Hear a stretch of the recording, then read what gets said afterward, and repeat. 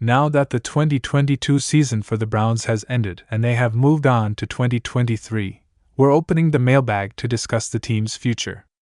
This week, we're looking at how the hiring of a new defensive coordinator may impact the team and also discussing possible offensive position picks in the upcoming 2023 draft. It is uncertain how new defensive coordinator Jim Schwartz will utilize the existing talent on the Browns defense, and what changes we can expect to see on the team until organized team activities in the spring. Cleveland Browns fans, before we proceed with the news, I invite you to subscribe to the channel and give this video a like now so you don't miss any Cleveland Browns news that we post here. Thank you. Now, continuing with the news.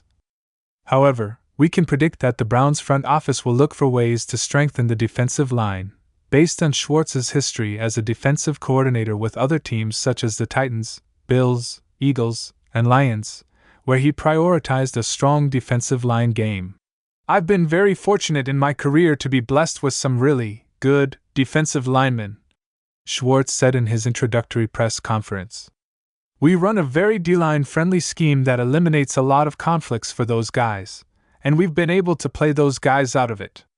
We kind of let those guys go and we're disruptive.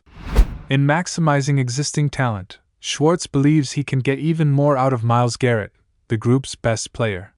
I think every offense we're going to play probably starts with that: how do we neutralize Myles Garrett, and how do we keep him from destroying this game, said Schwartz. It's my job to give him some answers and be able to put some pieces in the scheme and personnel around him to allow him to be free and more productive. Garrett tied his personal franchise record in a single season with 16 sacks in 2022, but no other defensive player recorded more than 3 sacks last year. The Browns were tied for 28th in the league with 34 sacks. Finding more production from this group will be a priority for Schwartz, and should be a starting point for maximizing the other talented pieces the Browns have on defense.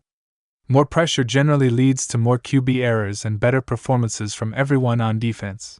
Cleveland Browns fans, feel free to leave a like and comment on what you thought of this video. Your comment is very important to the Cleveland Browns. Stay tuned as I may come back with a video of the latest Cleveland Browns news as well as the Cleveland Browns schedule.